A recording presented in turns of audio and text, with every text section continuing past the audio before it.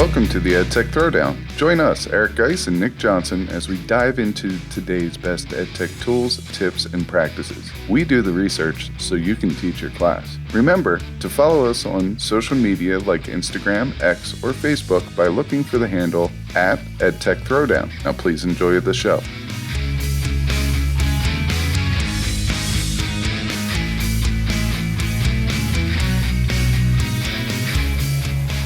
Welcome to the EdTech Throwdown. This is episode 162 called the EdTech Throwdown, EdTech Tools, Tips, and Tricks. In this episode, we'll share our famous EdTech Throwdown where Guise and I compete for EdTech glory. Who has the better tools, tips, and tricks? Listen in and decide for yourself. This is another episode you don't want to miss. Check it out.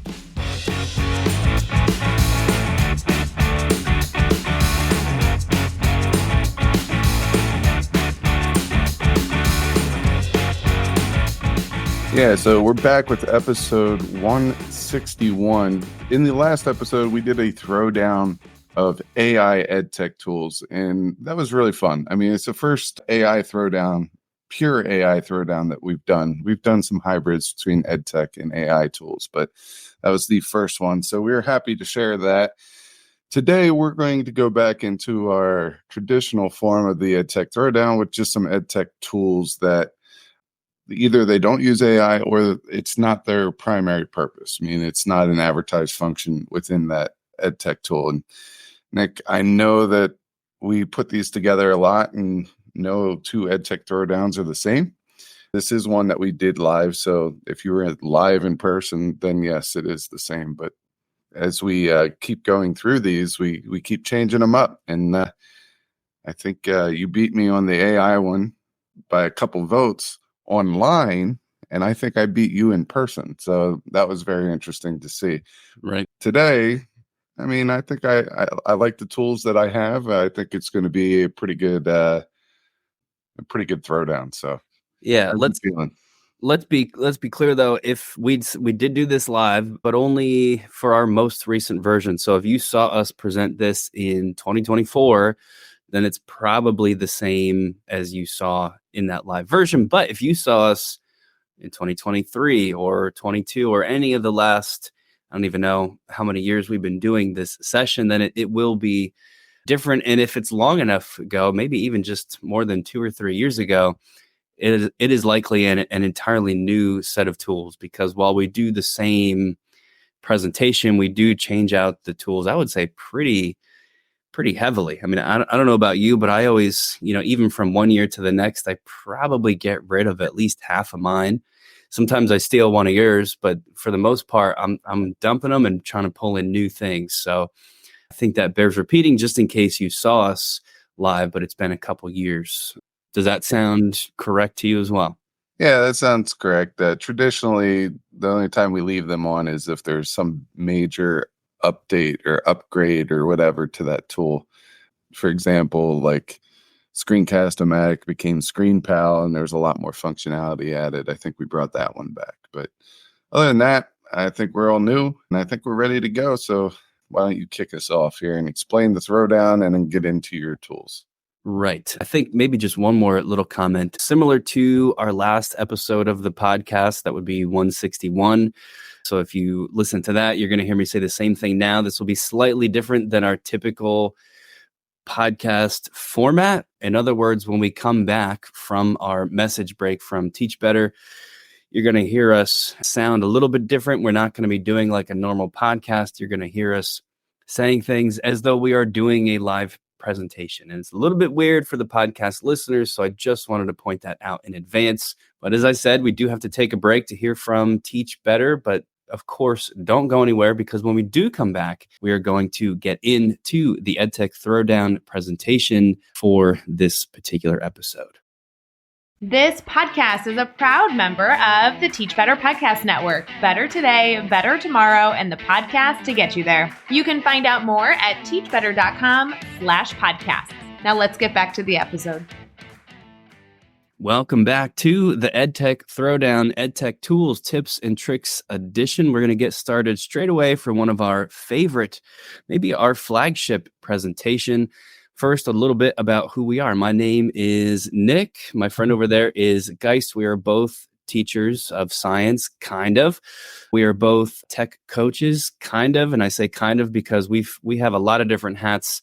The point is, we're educators who love technology. We love helping people incorporate technology. Of course, we have our podcast as well that bears the same name as the presentation you are listening to, the EdTech Throwdown podcast, which was formerly known as Got Tech, and we just changed everything over to be consistent with this actual presentation you're seeing right now, because it is our favorite, and it is because it is often our audience favorite as well.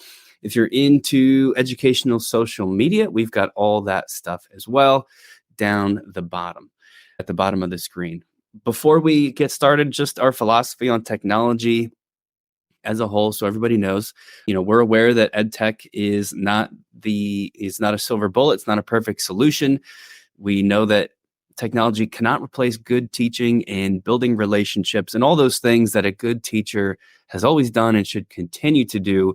But we love technology at the same time because we know that it has the power to allow teachers to do things that are just not otherwise possible. And we always try to keep that in mind with any of our presentations, and this is no different. So please keep that in mind yourselves as well as you listen. For the official introduction, I guess, to this presentation, it is called the EdTech Throwdown because it is a battle. It's a live head-to-head battle between me and Guise, where we try to see who has the best EdTech tools. There is a vote. The whole thing concludes with a live voting session at the end. If you were watching the live presentation version, that means we make the audience vote right in front of us. And yes, we share the scores in real time. And yes, we're both comfortable with that. Sometimes I win, sometimes Guise wins, but it's always exciting. And the best part is you just get access to a ton of different EdTech tools, which is the best part. I think by the time this is all said and done, and you can correct me if I'm wrong, but we're going to end up sharing 14 tools total. Not that you need to be using all 14, but we just hope you can find one or maybe two that really speak to you, and you can then incorporate into your own classroom. So I think that sums it up, my friend. Did I miss anything? You didn't miss anything, but just so you know, at the end of this, you'll get a bit.ly link, and it's also at the beginning of this presentation that you can take with you. You can give it to your friends, do whatever you want, but you're getting basically an organized EdTech almanac of 14 different tools and their purposes and how we may use them in the classroom. On each slide, you're going to get links to the website. You might see a picture of what that website has to offer, that EdTech tool has to offer, but you will, in most of them, you'll have a video that's attached there as well. You'll be able to see us kind of work through similarly to what we're doing in this presentation, but maybe just a little bit more in depth. Traditionally, Nick and I, we banter back and forth and stuff like that through the presentation. It's a little harder to do that online, but we might still try, and we'll see how it goes. But Nick, your time is now, my friend. You have 7 tools. Go get them. Yeah, thanks. That was all good to add in there. And I'll start off with my first of my 7, which is called playphrase.me. This is a really fun website. I like it as an educator. If I was doing, or if I needed some sort of a good hook to a class period where I want to get the kids just thinking about what we're going to be talking about that day, I really like it for presentations that I might do for other teachers. So PD sessions that we're presenting, because it would make for a very interesting, and depending on how you use it, sometimes funny intro for that purpose as well. Here's how it works. You come to playphrase.me, and at the bottom here, you can see this bottom left-hand menu. There's a little text box where you can type in any phrase that you want. Typically, this would be some, if I was going to do a presentation on, I don't know, building relationships with students, I might type in just the word building relationships, any phrase, ideally that you might think pop up in movies, because what this website does is it then searches a gigantic database of movies and pulls those clips that have that phrase and plays them back to back. Right now it has, "Oh God, I'm sorry," just as the default, and I'm going to use that so you can see what it looks like. Just by typing in that phrase, you can see there's 81 movie clips that have it. So when I click play here, it's going to go through all 81. I can scroll and see some of their suggestions for other, movie clip phrases if you want, but I'm going to just go ahead and click play. Right. And you can see that it starts to play through those things. If this was a phrase that connected to something I was teaching or that I was presenting on, this would be a very engaging hook. It's a fun thing. It's nice to know about for anyone that does any sort of presenting. And it's just good to know that it's out there. There is a cap on the free version. I forget if it'll max out at like 5 movie clips. So even though this has 81, it's not going to actually play all 81 unless I pay. But I'm not going to sit here and let it go through all 81 anyway. So I don't find the pay version is necessary for what I need. And as usual, the free version is generally enough. So that again is called playphrase.me. Very fun little website. Yeah, I like that one. It's almost like a soundboard, just using movie quotes. So if you get really clever and you know how your students respond, every once in a while, if you could get the play phrase in the background and it just plays that phrase, it kind of makes it fun, and it kind of makes students pay attention and refocus after you use it. So big fan of getting a little fun in the classroom. Go ahead with your second one, Nick. Yeah, and speaking of stealing tools from one another, that was actually a Guise pick from, I believe, a couple years ago that I yanked into my own set of 7. So thank you for that. This next one, though, is, I don't want to say it's all me because I did learn about this from somebody else. Maybe it was you. I can't recall. Regardless, this is my favorite tool that I'm using right now. It's called FigJam. Originally, this came out because there's another tool that teachers used a lot, especially during COVID when we were doing more digital and hybrid teaching, called Jamboard. And Jamboard is essentially like a digital whiteboard space, and Jamboard is going away. Depending when you're listening to this, it might already be gone, which has left teachers looking for an alternative. And FigJam is my favorite alternative. What you're looking at here is me logged into my FigJam account. If you sign up as an educator, and make sure to do that, it's going to let you use it for free forever, so they say. And you can see some of the jams that I have made in the past. I'm going to skip those and instead click on this purple button in the top right to begin a new one, just so you can see what you're going to get.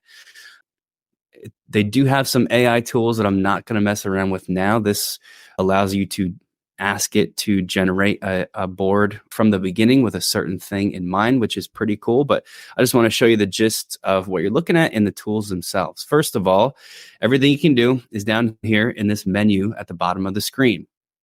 Of course, you can click and drag to highlight certain things on the screen.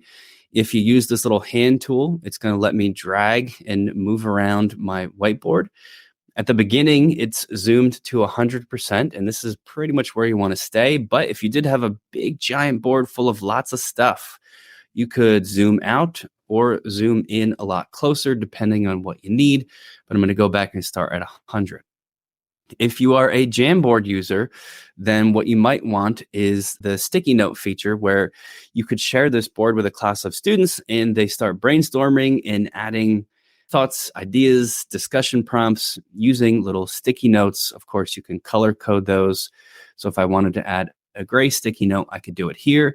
Me or the student could type anything because I'm logged in. It tags it with my name. Just type in a little bit of text there. If students want to add and sort of branch off of something that somebody else has said, you can see there's these little plus signs that are going to automatically go ahead and link sticky notes together, which is a pretty cool feature as well.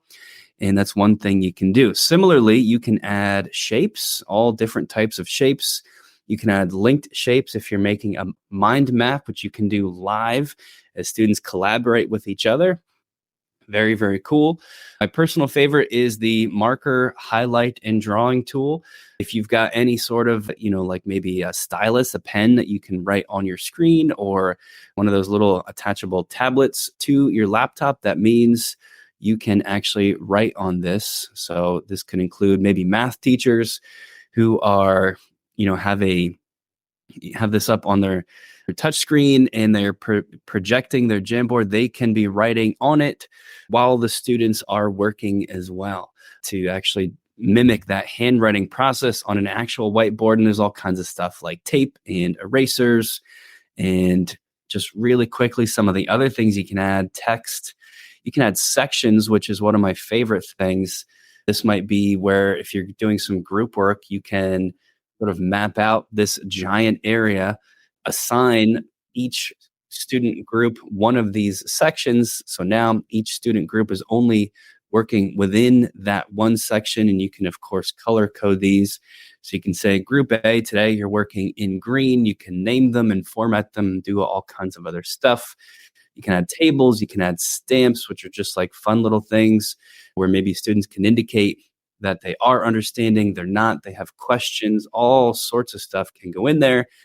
And here there's lots of other fun little tools like a Polaroid image taker where students can use their webcam to take a quick snapshot and insert that. They've got a built-in timer, which is one of my favorite things.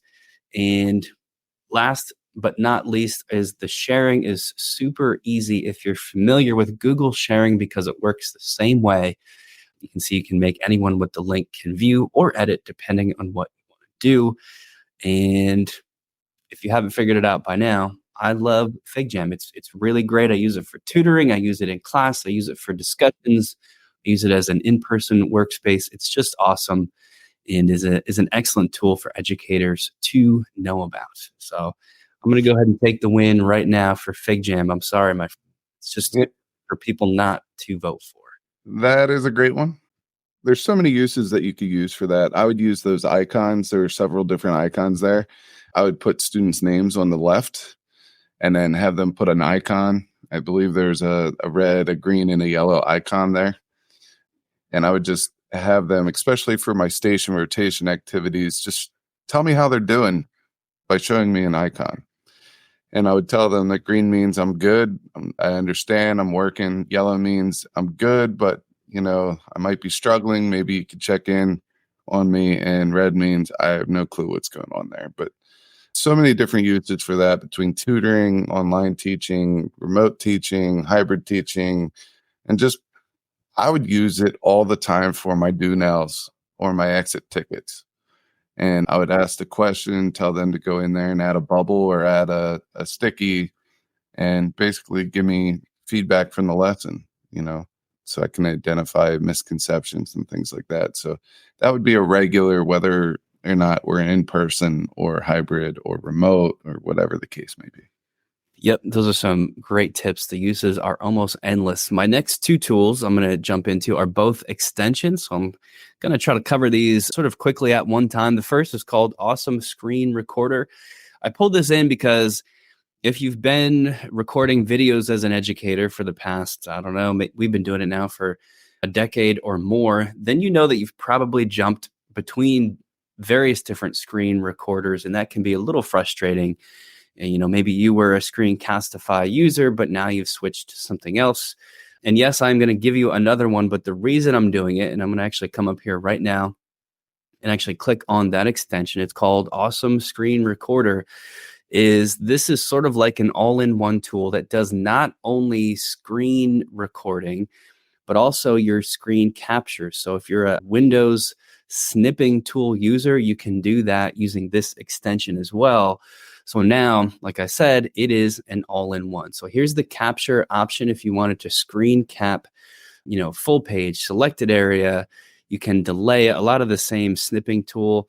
This has other fancier things too, like extracting text automatically from the screenshot, annotating, full page, just really cool stuff. Again, and you can see it's actually doing that full page capture right now.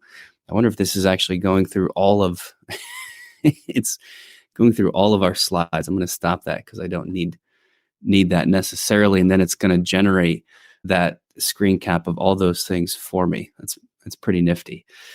But again, you can see it's just, like I said, everything, all the different types of screen caps you could ever want to do. And that includes a webcam only video, this tab only video, a custom area of the screen video, start recording, one and done, share it out very quickly and easily. I just like anytime I can get an all-in-one, I'm in for that. You know what I mean? Because it means I don't have to be using different tools. And Awesome Screen Recorder does that for me. So if you're in this world and you do screen recordings or screen snips, you should check it out because of what it allows you to do. And I'm going to roll straight into my second extension, which is another really great one. I've been sharing this with a lot of teachers recently as we continue to grapple in education with how to keep students accountable for the work they do, especially in the age of AI. An extension called Revision History can really help with that. I'm going to go now to a Google Doc so I can show you exactly what this does. So this is, you could imagine pulling up something that a student has written and submitted as their own.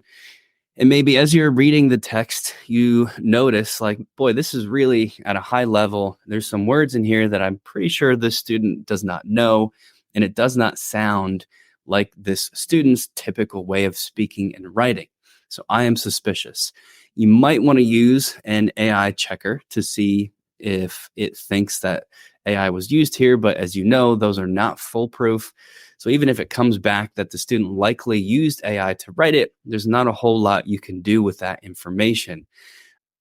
The revision history extension, though, can give you some really concrete information about this student's process in crafting the work. Over here, because I have the extension installed, there's this little feather pen icon that I'm going to click, and it pops up a very simple toolbar that shows me information from the version history of this Google Doc, but in a condensed form that's very easy to view. It means I don't have to go and actually sort of slog through that version history myself. Here's what it shows you. First, deletions. That means in the crafting of this doc, 25 things were deleted. Not super helpful. Maybe it has some purposes, but the main two, the first of those is this: large copy pastes 0. And 0 is what you want to see because it means at no point did the writer of this copy paste in a large grouping of text. If you saw this and a student submitted maybe, I don't know, like a paragraph, and this said one large copy paste, then that means the student probably copied in that whole paragraph from somewhere else, which they're likely not allowed to do. And also, it tells you how many writing sessions were used. And my other favorite one is active writing time. If they submitted a 3-page paper and the active writing time was 60 seconds, then you know that they probably didn't write it themselves. And this is really good concrete evidence to essentially show that student and say, hey, what's the deal? You only worked on this for a minute and a half. Where did you do this writing? You can also require students that they only work within Google Docs so that you're getting accurate information here. If you click on details, you can replay, which will actually show you the student's writing process so you can see them typing things in. This is where you'll be able to see any copy pasted segments. If you don't like the menu at any point, you can choose to hide it and then easily bring it back by clicking that little quill option again. We've shared lots of different options with our colleagues about sort of keeping students accountable, and this is consistently one of the favorites, and I think it's a great extension to be aware of. Yeah, I mean, both of those extensions are phenomenal. I really like the revision history one because it allows us to keep the conversation going with our students. I don't like using it as a gotcha type moment. I like to use it as a learning type moment and a discussion type moment. As we are diving into this AI stuff, it's very new for the students. I mean, we kind of been through it because, we're dinosaurs and everything. And we had Wikipedia come out. We had the internet come out during our educational experience. But I mean, arguably, this is the biggest thing that it can be something that's extremely beneficial, but it could also be something that is a hurdle for some kids because they just get lost in the middle of it. So conversations are key with the AI use in education. And I think revision history is something that we could use as a deterrent. And I would probably even show my class that I'm going to be, using this amongst other tools just to make sure that we're all on the same page and go from there. But I think both of those are very solid choices. Yeah, you want to be transparent with the students so you don't have that gotcha moment where they feel like you're trying to get them or catch them. They should know. You have to type in Google Docs. Here's why. Here's what I'm going to use. And we have found that this often eliminates, most, if not all, the problems you're going to have. So it's a great one. I've got 3 left, and 2 of them I'm going to do at once because they are both websites similar in maybe their uniqueness, but they show very different different things. The first is called Dollar Street. Dollar Street uses photos to create a portrait of people around the world who live at different incomes. This is not going to fit in any class, but where it does fit in, I think it could be very powerful. So you've got to think about what you teach and whether or not something like this might be useful. What you're looking at here is Dollar Street. You can find it at gapminder.org/Dollar Street. Best place to start is this little slider at the top left. And this is choosing the monthly income that you want to view. And I'm going to set a fairly low monthly income. This right now, I've got it down between $47 and $51 a month of income. So that's the first thing. Once you've got your income level selected, you're going to go to this little drop down, which the default is set to families. And you're going to choose something that you want to see photos of related to or pictures taken from people with or that live within that income level. And there's lots of interesting thing here. It's supposed to just be like a snapshot of their daily life. So everything from toys to toothbrushes to stoves and pets. There's tons of stuff to play around with here. I'm going to choose stoves, which is one that I've never done before. And it's going to show you literally pictures of stoves from families who make that much money each month. Clearly, for people that live, like us in the United States, and depending where you're at, this can be a very eye-opening experience because a lot of these are not even stoves, right? These are just essentially fire pits. You may teach students that don't even know that this is how some people in the world live, either maybe by choice, probably not by choice, and this can teach them a lot. And you can, of course, adjust this to different income levels to see how these things change, so they can see, okay, now this is looking more like maybe something that I might live with, or you could take it to the other end of the spectrum. The point is, very eye-opening experience. You can use this to teach, in air quotes, about all kinds of different stuff, whether it's maybe a finance class, a sociology class, a history class, all kinds of stuff. And just to click on some of the other stuff here, right? They've got toilets, they've got beds, floors, very, very fascinating. That again is Dollar Street from an organization called Gapminder. And my second website to feature today, which is again sort of like a collection of resources, but with this one from a completely different angle. This is called Pessimist's Archive.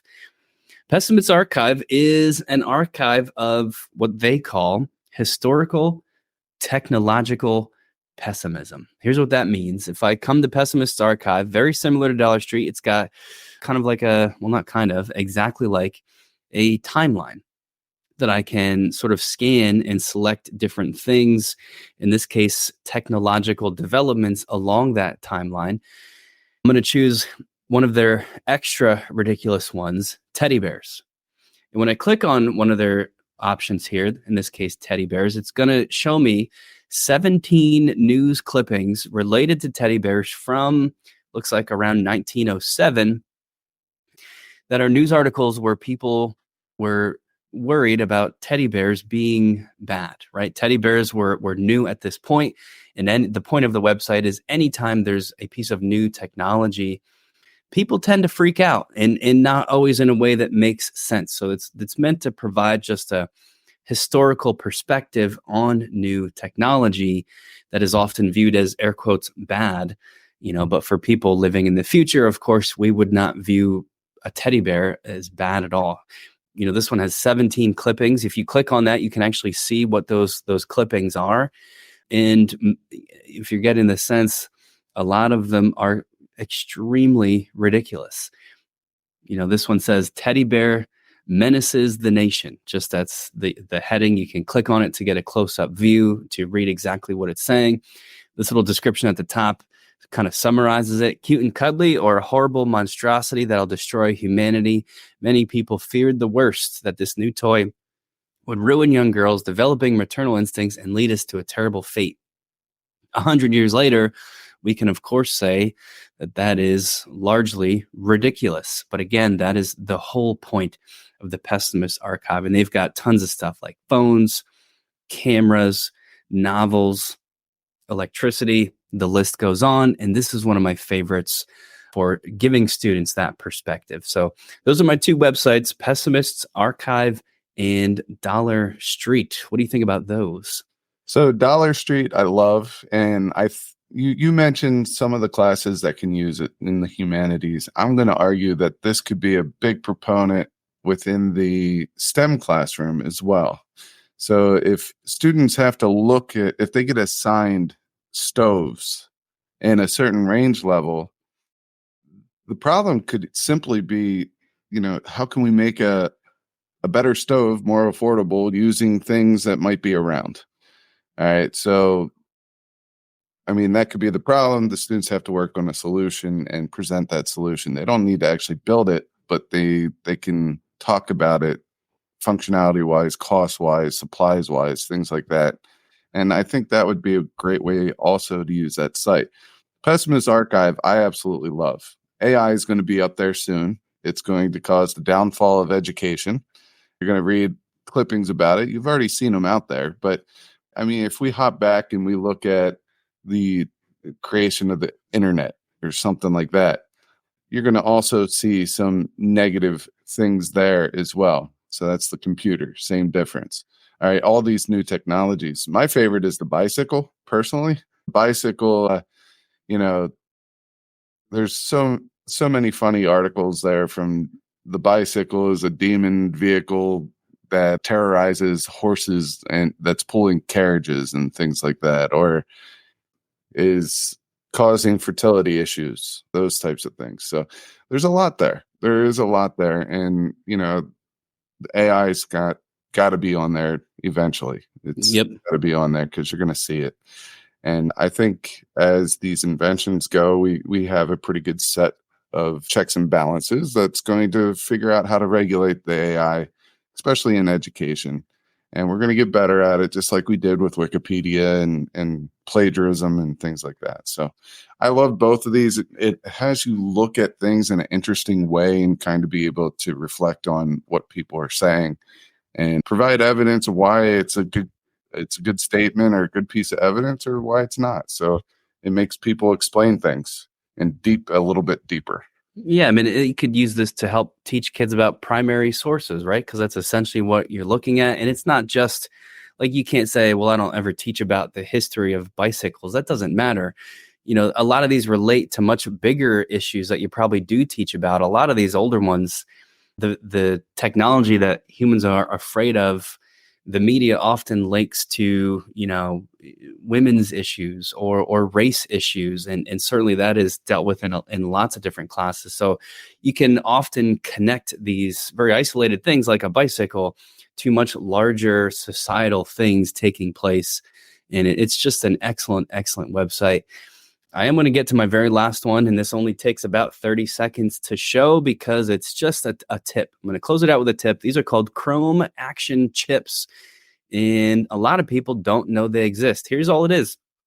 I'm in my Chrome browser. I've got a new, fresh tab, and I want to try to create a calendar event, a Google Calendar event. If you're a Chrome user, then you got to come over here, click on your apps, go to calendar, go in there, choose a date, all that good stuff. Or directly from any URL bar, you could start typing create calendar event. And if you get enough letters in there, it's eventually going to figure out what you're talking about and suggest create event with this little green icon that looks like this. And when you click it, it's going to automatically take you to create that calendar event for you in a way that involves less clicking for me and saves maybe about a second or two. But lots of these little productivity things, if they become part of your norm, can actually have pretty large effects. Calendar event is not the only one. There are lots of different action chips that you can use. You can just try things like start Google Doc, and it's going to automatically create a Google Doc that doesn't require you to go through the typical process. Linked in here, if you get a copy of our presentation, there's a Google support page that lists out all of the different Chrome actions for you and the trigger words that you can use to pull it up. It's things like create a doc, create an event, create a form, create a note. Pretty much any Google app, it can start that automatically for you. And this is just another of the ways that the Google Chrome browser can save you time in a small way that might add up to a big way over on, or at least make your life a little bit easier and make you a little bit happier in the meantime. So that's my tip. And that is the last of my 7, which I guess wraps it up for me, right? So this means, Guise, it is your turn to share your 7. All right. All right, so here we go. I'm going to start with my first one, which is Tango. It's a productivity extension. It allows you to make these really, really cool how-to guides. We use these all the time when we teach teachers about different pieces of technology. However, we can also use it to teach kids how to use technology in the classroom, or really anything that we want them to go step by step. All right, so it is an extension. I'm up on the extension bar there. Once I click it, it's going, and you sign in, it's going to bring you into your dashboard. So this is under the EdTech Throwdown dashboard. On my personal professional dashboard, I should say, I have a lot more of these, but I just made one to give you a little intro to our new site, edtechthrowdown.com. So you can go up here, start a new Tango. And basically what it's doing is it's taking pictures of everything that you click on, and it will mention that. So I'm going to go in here. I'm going to open this one up. All right. It gives it a nice little title after you do it, and it tells you everything that I've clicked on. So I clicked on EdTech Throwdown, which is our podcast. I clicked on the last episode so people can look at it. And then I went over to the blog for the next one, and I clicked on one of the blog posts, 5 music EdTech tools that your students will love. And then I kind of look at that. All right. So basically, that's all I did. 4 clicks. It looks like this. It's a nice little preview. You could go in. You could edit this however you want. You could change any of the text that you want. You can annotate, things like that. And when you're done, you go up here to share and export. So here's a copy link, which you can send out. You can embed it into a website. You could download it in different ways. So this is Tango. It's short, sweet, and to the point. And I use this type of tool all the time. I bounce around between a couple, but Tango is updating a lot of things, and it looks awesome. So once again, Tango, Google Chrome extension. There is a freemium version. You get a couple live ones. You could always download them, delete them, and then go back to them. But this is Tango.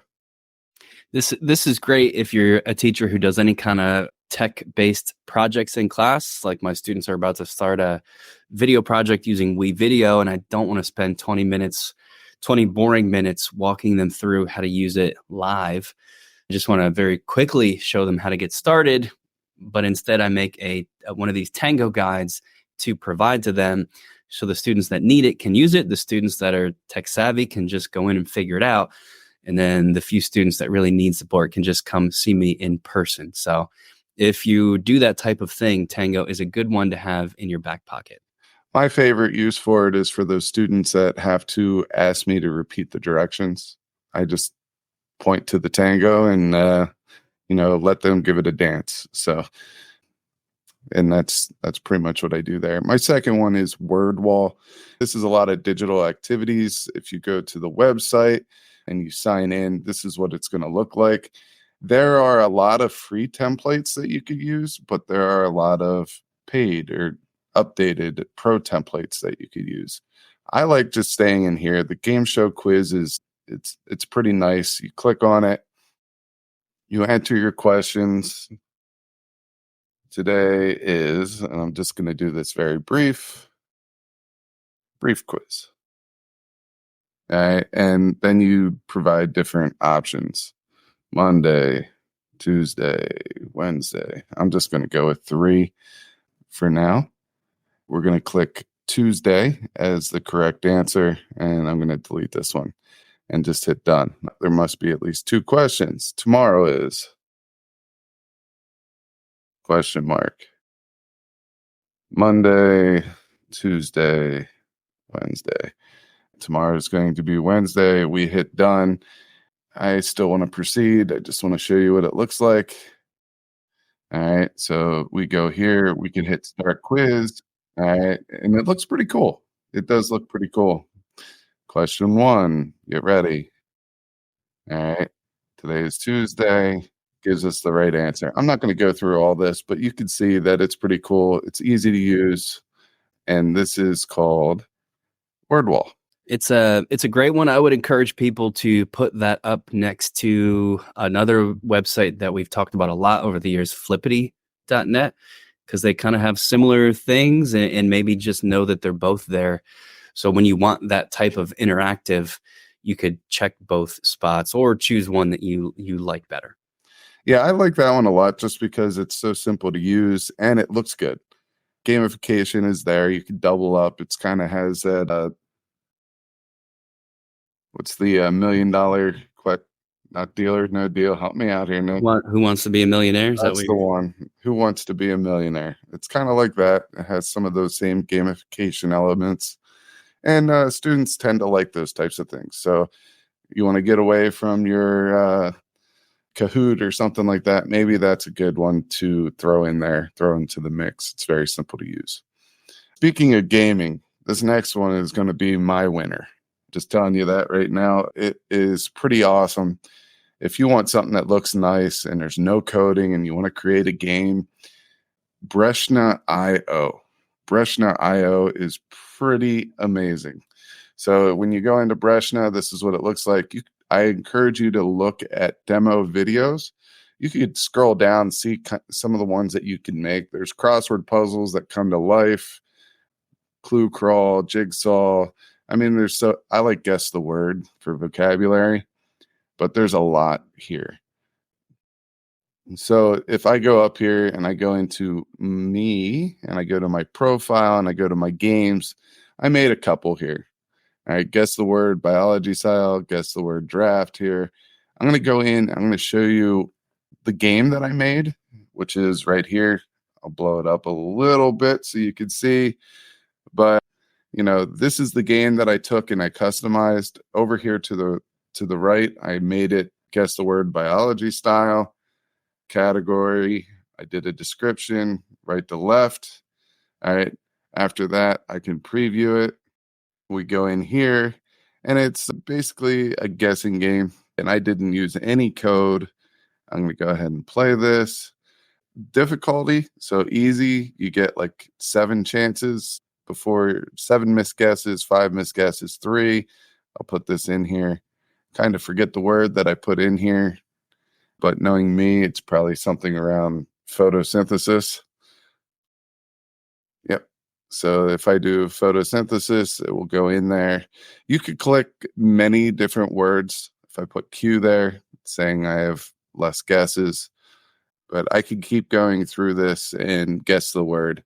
You could also provide hints: sunlight, water, and carbon dioxide to make sugar. That's a pretty good hint. That should give them the answer to it. But you can make several different levels, so each word is a new level, and you could keep going there and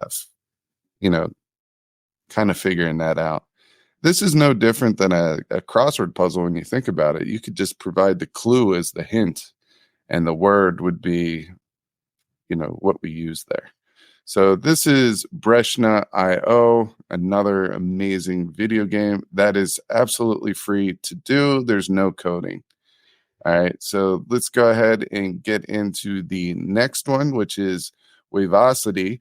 This is what Nick and I use, well, this is very similar to what Nick and I use to edit our podcast.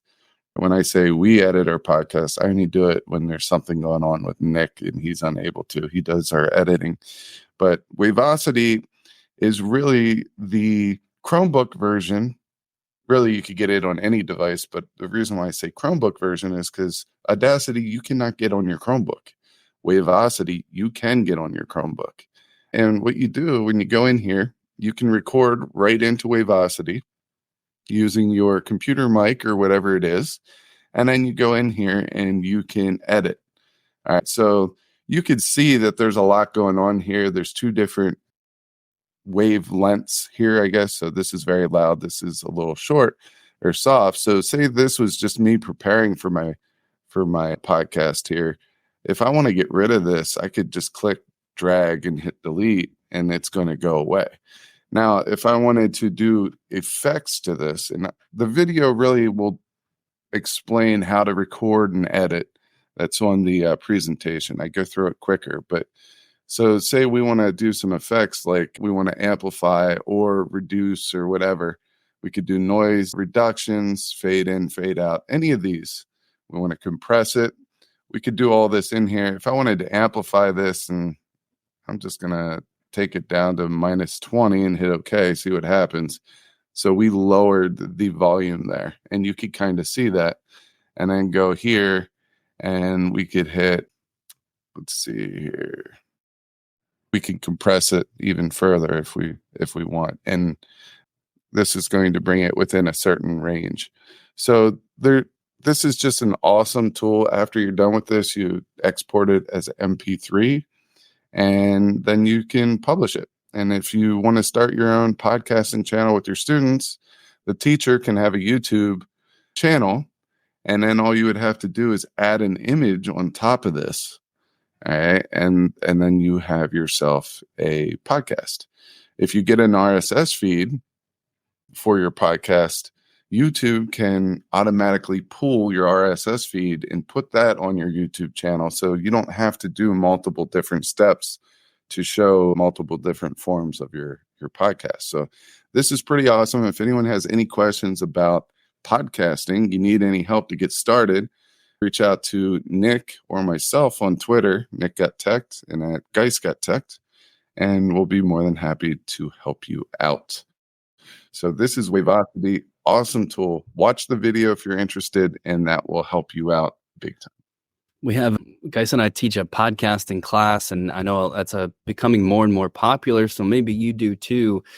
This is a newish tool for us, and I cannot wait to incorporate Wavosity into our podcasting course for next year, because it's going to just make things so much easier for us. And then to jump back to your last one, Breshna, just so everybody knows, I think that is the reason why you won the last time we did this contest, which probably doesn't help me now for this recording, but I'm just going to say it anyway, because that's a really cool EdTech tool. Yeah, I love Breshna. I use it a lot. I also love Wavosity because it will make our jobs a lot easier, especially since we're a one-to-one Chromebook district. My next one is an extension. This is kind of like Nick's revision history. This is called Draftback. I call this an AI defense extension because it allows you to play back similarly like revision history. All right. A lot of these are kind of like preference. All right. So this is something I think I wrote one paragraph. I voice typed another paragraph, and this is something I really want to highlight because it took me a long time to figure out.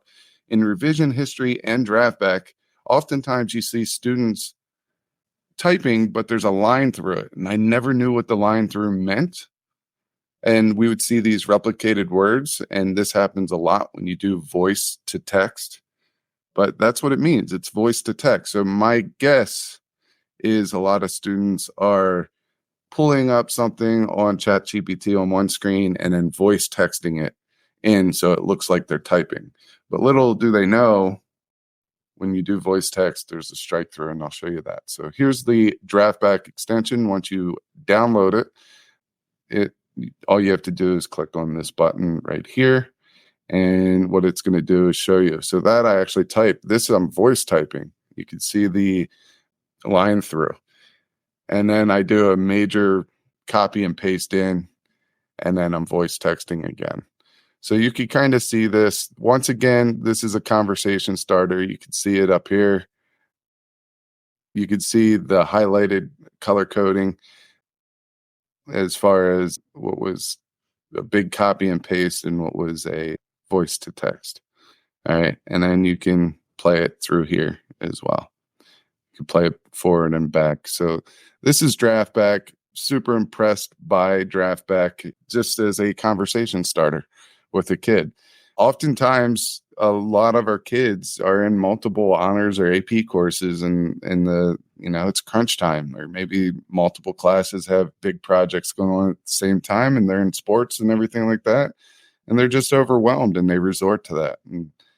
And it's very easy to bury a student with academic dishonesty, but maybe you could use it as a teaching moment and tell them to start communicating a little better, that they might need more time because they're overwhelmed, because they have multiple big projects going on, because oftentimes teachers don't talk about when they're going to give these big time-consuming projects, and they are overlapping, and it does make it tough on students.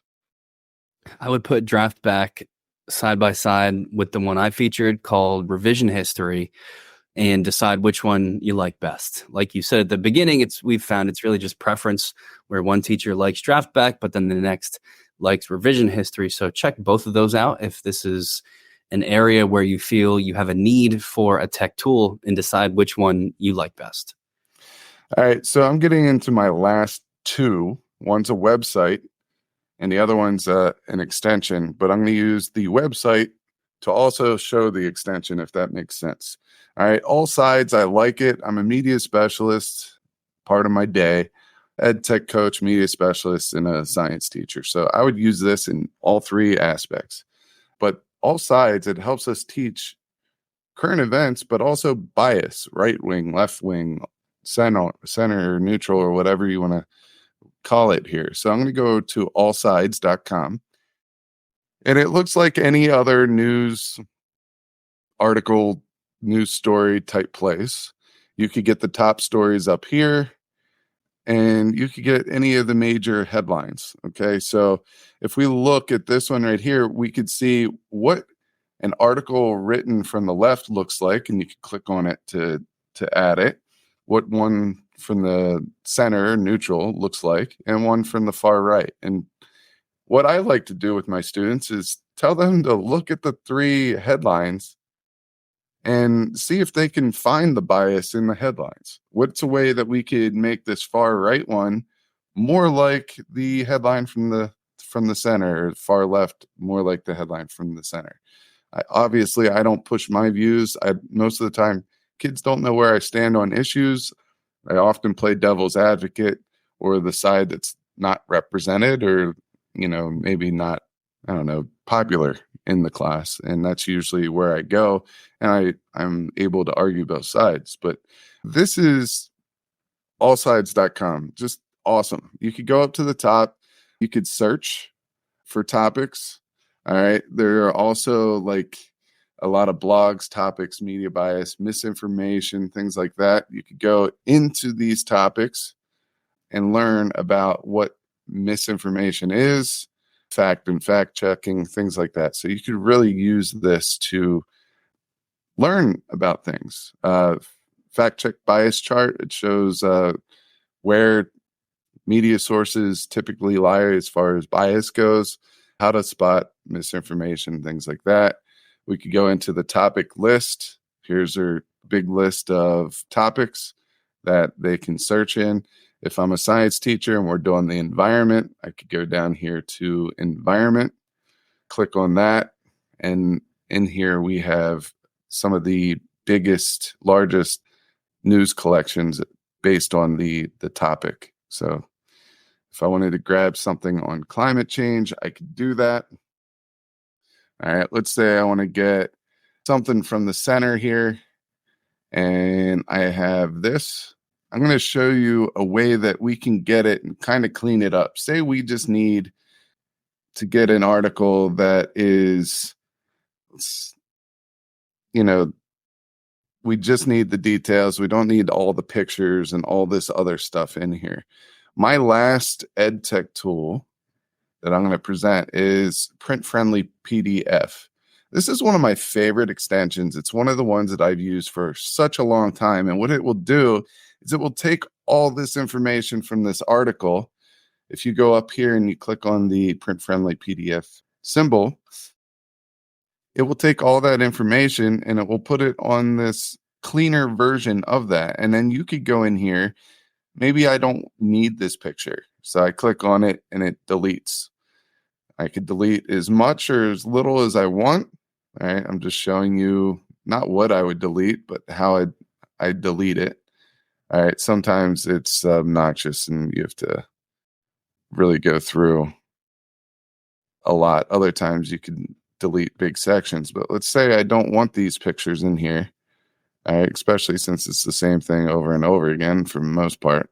And all I need is, the goods, the information. I have it here.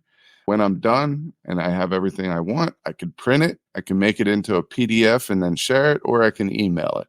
And this is something I used all the time during the pandemic because I had to push a lot of stuff out digitally, and I knew if I sent them to a site that had ads and videos and stuff, they would just get lost.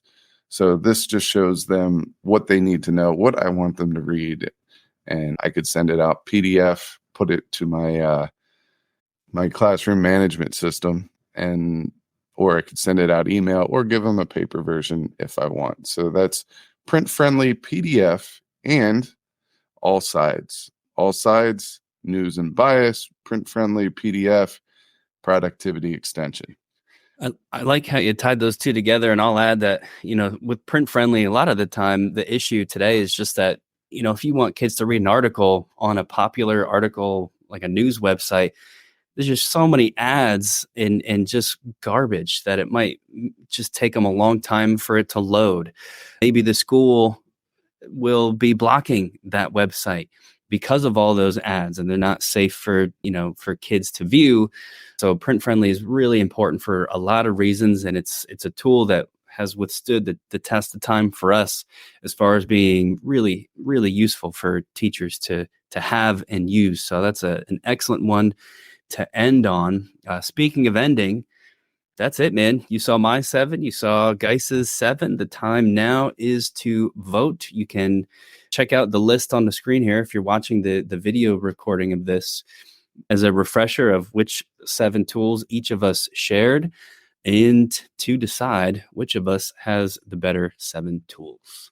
Yeah, so just to recap, Nick's tools were Chrome Action Chips, Pessimist Archive, Dollar Street, Revision History Extension, Awesome Screen Recorder, FigJam, and Playphrase.me. And mine were Tango, WordWall, Breshna.io, Weavosity, Draftback, All Sides, and Print Friendly PDF. Go to bit.ly/throwdownvote2, all in lowercase, to vote. Couple other things here. You can check out some of our latest videos from EdTech Throwdown on our YouTube channel.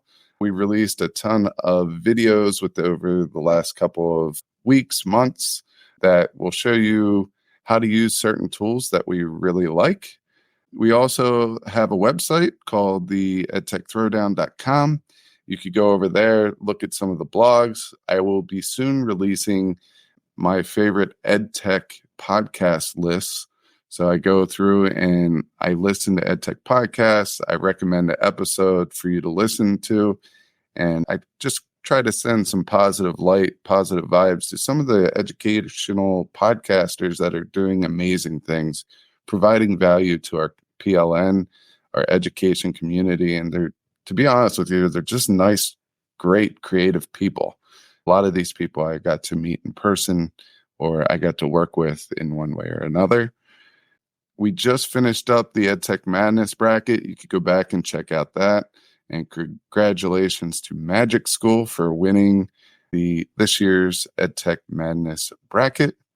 And finally, we just want to say thank you for either watching or listening to our throwdown today. And if you want more of us, go check out any of the podcast catchers and look for EdTech Throwdown. Subscribe, follow, go to our YouTube channel, the EdTech Throwdown, and subscribe there. Follow along there, comment on the videos. Let us know if there's something that you want us to investigate, take a look at, and respond to. You could check us out on Twitter or X at Nick Got Tech, at Guise Got Tech, or at the EdTech Throwdown. Go check out all the other awesome podcasts over the Teach Better podcast channel. Until next time, let us know who won this EdTech Throwdown. Is it Nick or is it Guise? Vote now.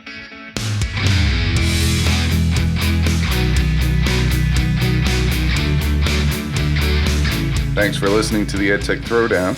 Do us a couple of favors. Subscribe to our podcast on any major podcast catcher such as Apple, Spotify, Amazon Podcasts, and Stitcher. Go over to YouTube, search the EdTech Throwdown, subscribe to the channel. You can connect with us on Twitter, Facebook, and Instagram. The show's handle is EdTech Throwdown. You can connect with Guise at Guise Got Tech, Nick at Nick Got Tech. You can write us an Apple Podcast review. You could tell your friends about www.edtechthrowdown.com. And lastly, go over and check out our friends over at the Teach Better Podcast Network, a network that we are so proudly involved with. Until next time, remember, go try some EdTech because we will do the research so you can teach your class.